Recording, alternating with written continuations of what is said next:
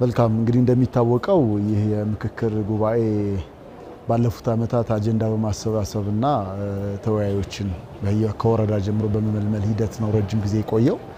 አጀንዳዎቹም ተደራጅተው ተወያዮችም ከየቦታው ከየአካባቢ ተመርጠው ደግሞ አጀንዳዎች ደግሞ ጠቅለል ብለው በስምንት ዋና ዋና አጀንዳዎች ከተጠቃለሉ በኋላ ነው እንግዲህ ወደ ዋናው ውይይት ገባንበት እና አሁን የምንገኝበት ሂደት። ይህ ሂደት እንግዲህ በጣም ጥሩ ነው በእኔ ምልከታ።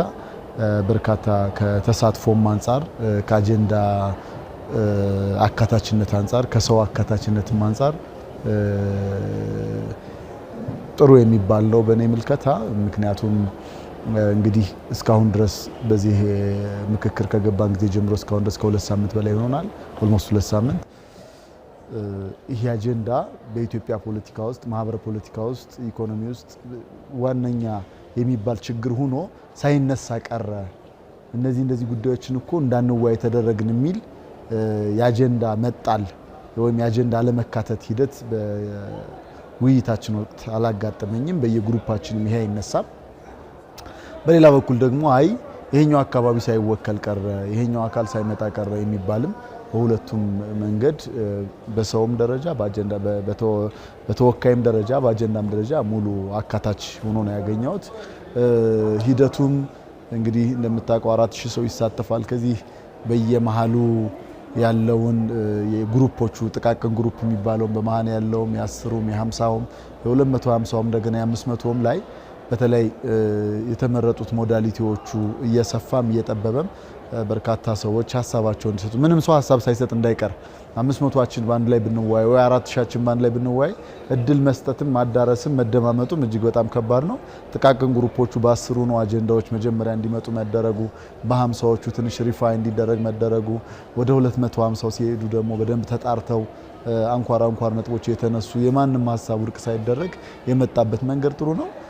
በዚህ ሂደት ውስጥ በውይይቱ ላይ እንዳየሁት አንዳንዴ ከአጀንዳው ጋር እንኳን ቀጥታ የማይገናኝ ጉዳይ ሲነሳ ሰዎችን ላለማፈንና ሀሳባቸው ሳይያዘላቸው እንዳይቀር በአስተባባሪዎቹ በኩልም በየመሃል የሚወጣውም በየግሩፑ ጸሐፊው ነው ዘው ተወያዩ የሚወጣውም አካል አካቶ ተናቦ ለመስራት ነው እየተሞከረ ያለው።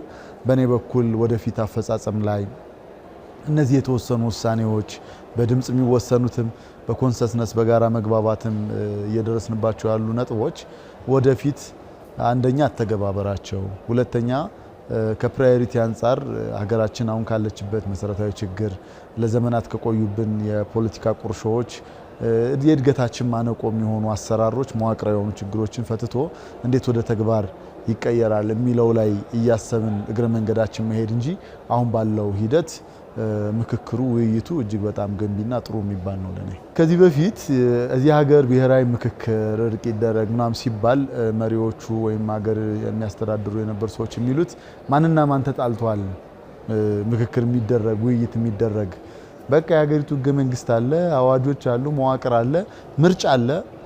የተለየ ሀሳብ አለኝ የሚል አካል በምርጫ መወዳደር ይችላል። የተለየ መብት እንትን አለ የሚካል በህገ መንግስቱ ይዳኛል። ህገ መንግስቱንም የሚነካ ነገር የለም። በአንገታችን ገመድ ህገ መንግስቱ ከተነካ እንደዚህ እንሆናለን። እዚህ እንደ ሃይማኖት መጽሐፍ መሻሻሉንም ዓለም አቀፍ ያለውንም ተሞክሮ አለማስነካት፣ መዋቅራዊ ችግሮችን ደግሞ ከመሰረቱ ያለ ማየት ብሎ ፓወር ፖለቲክሱ ላይ ብቻ የራስን ሚዛን የማስጠበቅ የሚመስሉ አካሄዶች ለዘመናት ቀጥለዋል። እነዛ የሀገሪቱን መሰረታዊ ችግር አይፈቱም። እዚህ ሀገር ላይ የኤሌክቶራል ዲሞክራሲው በየጊዜው ወቅት የጠበቁ ምርጫ ማድረጉ እሱ ራሱ የምርጫ ህጉን ጨምሮ የህዝብ ቆጠራን ጨምሮ የኮንስቲትዩንሲዎች የሚዋቀሩበት መንገድ ለዲሞክራታይዜሽን ፕሮሰስ ዝም ብሎ ምርጫ ብቻውን ዲሞክራታይዜሽንን አያሰፍንም። በመሃል ሊደረጉ የሚገቡ በርካታ ነገሮች ከሰብአዊ መብት አያያዝም ከሌሎች ነገሮችም ጋር የሚነሱ ነገሮች ነበራሉ። እነዚህ ነገሮች ንግግር ይፈልጋሉ፣ ዴሊብሬሽን ይፈልጋሉ ሲባል ብዙ ጊዜ የተጣላ የለም በሚል ሲዘለል የነበረ ጉዳይ አለ። መዋቅራዊ ሲስተሚክና ስትራክቸራል ጭቆናዎች አሉ በዚህ ሀገር።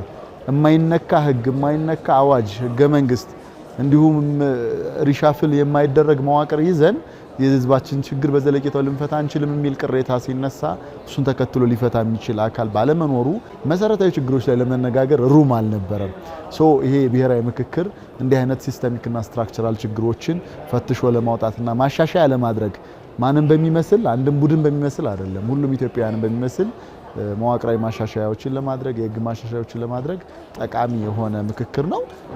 እስካሁን ከመጣንባቸውና ችግሮቻችን ፈታባቸዋል ብለን ከሞከርናቸው የመሳሪያ ንግግርም ሆነ እዚህ ደግሞ የፖለቲካ መድረክም ተብሎ ከመጣንባቸው የተሻለ ምናልባትም ከምርጫው ሁሉ የተሻለ እድል ያለው ይህ መድረክ ነውና ብዙ ችግሮቻችን የምንፈታበት ነው። ባይሆን ሁሉም ችግሮቻችን ግን በአንድ የፈተንበት የምናልፍም ነው ተብሎ መወሰድ የለበትም።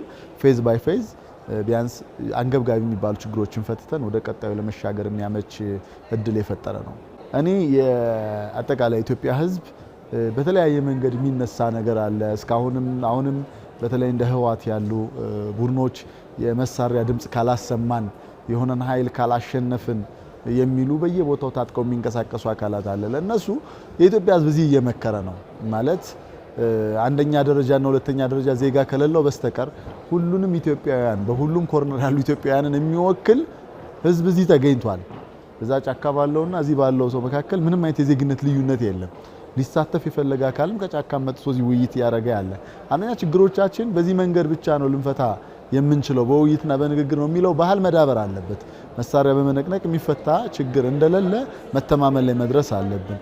የኢትዮጵያ ህዝብም ሌላው ወክሎ ብዙ ወኪሎቹን እዚህ ያሳተፈ ያለው አካል መፍትሄ ሊያገኝ የሚችለው ከእንዲህ አይነቱ መድረክ እንጂ ከሌሎች አማራጮች ተስፋ ማድረጉን ማቆም ያስፈልጋል የሚል ጥቅል ምልከታ አለኝ። በተለይ ደግሞ አሁን ያሉ የሚታዩ ምልክቶች ከዚህ በፊት ታይተው ውጤት ያላመጡ የተሄደባቸውና ያላዋጡን መንገዶችን ዞር ብሎ መመልከትና እነዚህን ያልተሄደባቸውን መንገዶች መፈተሽ የተሻለ አማራጭ ነው ብዬ አስባለሁ።